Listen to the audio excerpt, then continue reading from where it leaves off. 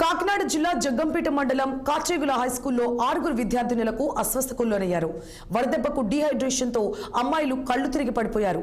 గుండె నొప్పి, చెమటలు, తల తిరగడం వంటి లక్షణాలతో డీహైడ్రేషన్ తో కళ్ళు తిరిగి పడిపోవడంతో విద్యార్థినులను చికిత్స నిమిత్తం హెడ్ మాస్టర్ హుటాహుటిన తరలించారు. ఇద్దరికి ప్రభుత్వ ఆసుపత్రిలో, మిగిలిన వారికి ప్రైవేట్ ఆసుపత్రులలో చికిత్స అందిస్తున్నారు.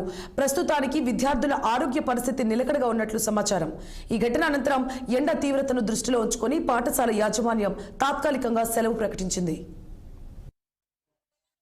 హెడ్ మాస్టర్ సార్, అక్కడ మాకు హై స్కూల్ క్యాంపస్ లోనే, ప్రైమరీ స్కూల్ క్యాంపస్ లోనే హై స్కూల్ క్లాస్ కూడా జరుగుతున్నాయి. ఆ తర్వాత కొంచెం మాకు రూమ్ కొంచెం కంజెస్టెడ్ ఉండడం వల్ల ఏంటంటే కొంచెం గాలి వెళ్తున్నది కొంచెం ఇబ్బంది ఉంది. దానివల్ల కొంచెం డీహైడ్రేషన్ అయితే అవుతుంది.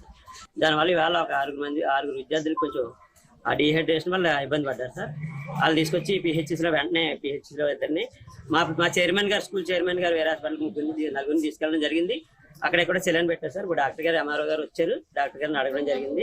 ప్రాబ్లం లేదండి, కొంచెం డీహైడ్రేషన్ వల్ల. తర్వాత కొంచెం పిల్లలు ఏంటంటే ఒకళ్ళు ఏమైనా ఇబ్బంది పడితే వెంటనే కొంచెం సైకలాజికల్గా కొంచెం మాస్ హిస్టీరియా టైప్లో ఇబ్బంది ఉంటుంది అది చెప్పారు. ఒకసారి కౌన్సిలింగ్ ఇస్తే సరిపోద్ది పిల్లలకి.